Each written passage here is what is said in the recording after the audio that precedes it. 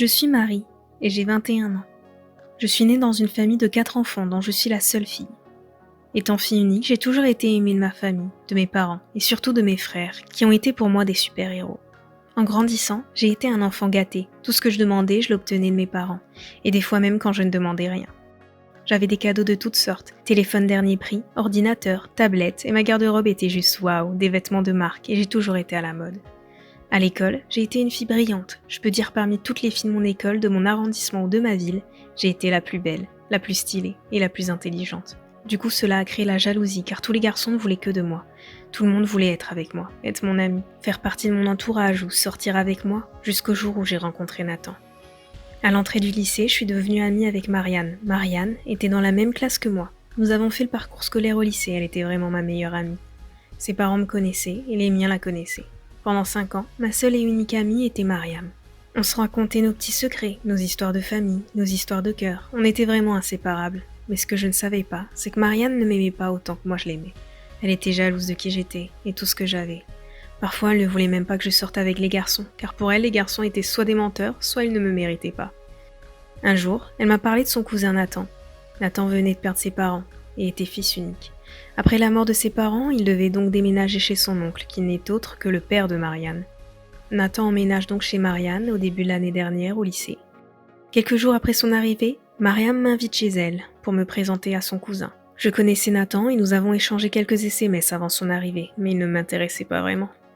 Lorsque Marianne a compris cela, elle a mis tous ses moyens en jeu pour nous organiser des rendez-vous, des rencontres, des sorties au cinéma, et faisait de son mieux pour que je me retrouve seule avec Nathan. Puis j'ai fini par accepter Nathan, et je suis donc devenue sa petite amie. Nous sortions ensemble et en gros il n'était pas aussi mal que ça. Toute cette année scolaire, j'étais avec Nathan. Il était apprécié de mes frères et de mes parents. Après le bac, je devais aller à l'étranger pour la fac. Avant de s'installer définitivement au foyer de l'université, il fallait passer un test d'admission et faire quelques analyses médicales. Lorsque j'ai fini tout ça, je devais rentrer chez nous, jusqu'à ce que l'université envoie un courrier d'admission. Le jour où je suis arrivée, j'étais très fatiguée par le voyage et les préparatifs de mon test d'admission.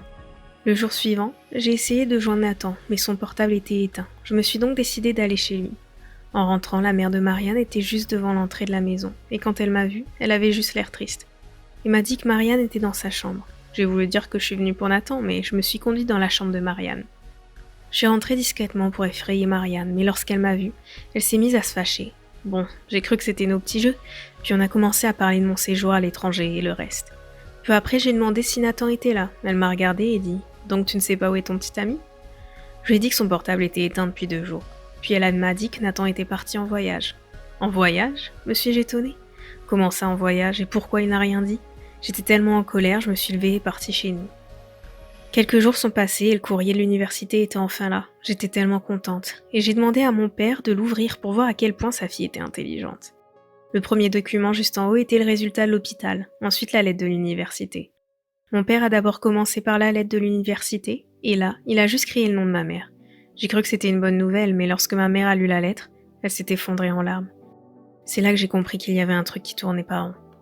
J'ai pris la lettre des mains de ma mère, puis je me suis précipitée à lire la dernière phrase. N'a pas été admise suite à sa maladie. Mais quelle maladie? J'ai précipitamment pris le rapport médical, mais mon test VIH était positif. J'ai jeté l'enveloppe, puis j'ai fait une crise et je me suis réveillée à l'hôpital. Lorsque j'ai repris conscience, je pensais que c'était un rêve, mais juste en face de ma chambre, je vois un garçon allongé dans son lit. Il ressemblait tellement à Nathan. J'ai demandé à l'infirmière, elle m'a dit que c'était un garçon venu il y a 2 semaines, et son état était très critique. Quelque temps après, je me suis levée et je suis allée dans cette chambre, mais à ma grande surprise, c'était bel et bien Nathan. Je veux juste qu'on m'explique ce qui se passe vraiment. Nathan est né séropositif. À 16 ans, lorsqu'il a appris son état de santé, il a décidé d'arrêter son traitement. Le comble, c'est que ma meilleure amie Marianne était au courant de tout.